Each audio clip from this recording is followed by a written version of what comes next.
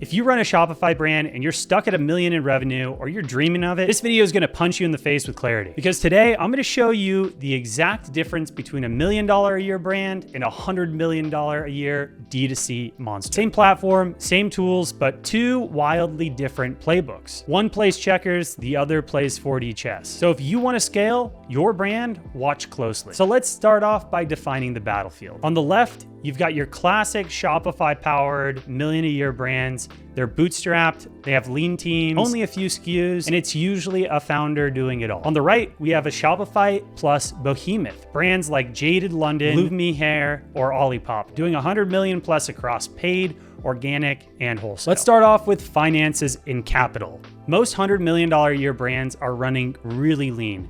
They're bootstrapped or built on a couple angel checks. Profitability matters more than speed. And every dollar that comes in is a dollar that matters to keep the doors open and to fuel the growth of the business. But $100 million a year brands, they've likely raised from venture capital or private equity. Jaded London, for example, reinvests millions per year into inventory, influencer campaigns, and international growth. Capital is fuel, and these giants are flying jets, while $1 million brands are riding motorcycles. Now let's talk about ad spend in the marketing mix. $1 million brands live or die by ROAS. A good week on Meta and you're feeling rich. A bad week, you're applying for a loan and trying to keep the lights on. These brands typically rely on a couple Meta ad sets, maybe some TikTok creatives, and a Klaviyo welcome flow they wrote on a set. Now compare that to a $100 million a year machine. These brands run segmented email flows, loyalty campaigns, ambassador programs.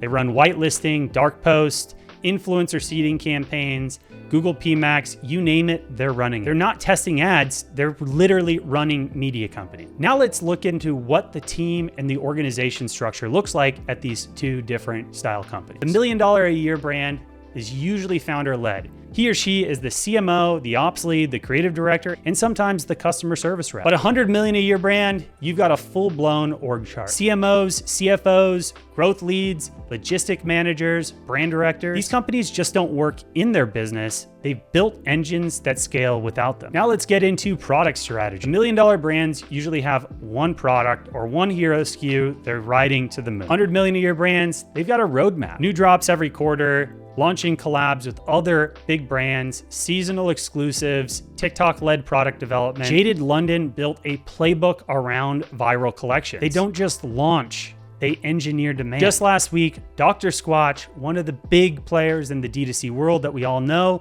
launched an interesting collab with a well-known celebrity named Sydney Sweeney. They literally ran this special campaign where they took her bathwater. Pretty disgusting. If you're gonna ask me what I really think about it, they took her bathwater and they turned it into a special collection of bars of soap. Now this was a limited release and they sold out immediately. And this release didn't by any nature make them rich, but I can tell you what it did is it built massive media hype. Every media outlet, every social media influencer was talking about the Sydney Sweeney bathwater bar of soap from Dr. Squatch. And it built a lot of hype and anticipation around the internet, essentially making a massive media push to help get the brand out there. And I don't need to tell you what happened next. Dr. Squatch just released that they are now being acquired by Unilever. Yes, you heard it right. Unilever, one of the biggest holding companies of CPG brands in the world, just announced this last week that they are acquiring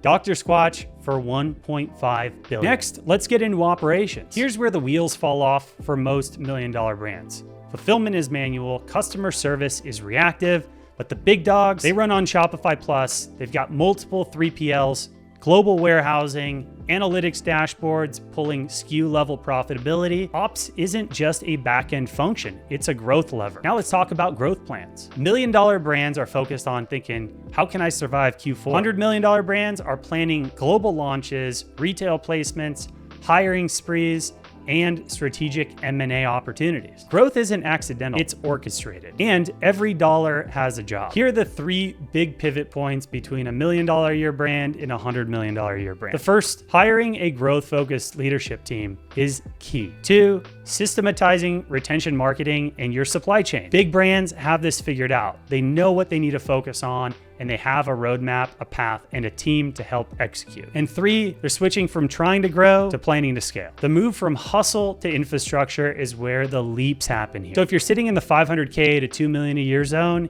here's your playbook and what you need to do next. 1, focus on a scalable product. Focus on product that people want, people need, and that you can actually sell. Selling your product should not feel that challenging. It shouldn't feel like you're trying to shove a square peg down a round hole. Build systems, not hacks. Infrastructure and systems are your friend here. You can't do everything yourself as you continue to grow, and you need the systems to put the right people into the right place. And at the end of the day, hacks are nothing more than a short little opportunity to get you a quick win. It's not a viable long-term opportunity, and hacks aren't going to take you very far. Next, treat your team like a multiplier. You as an operator or founder cannot do everything, and you need a team. The more team members you hire, the more better people you have in your court to help grow and scale this thing. Bring amazing people into your business to help multiply your efforts. Next, master your backend. Make sure you have the proper tech infrastructure and you and your team are leveraging that infrastructure to build. And lastly, start acting like a $100 million version of yourself before you actually get there. I always tell my clients and the brands that I consult with, do what the big dogs are doing. Even if it feels overwhelming or costs you a little bit more to be in a higher elevated tech platform, or maybe hiring a service or a team member that's a little more expensive than what you need now,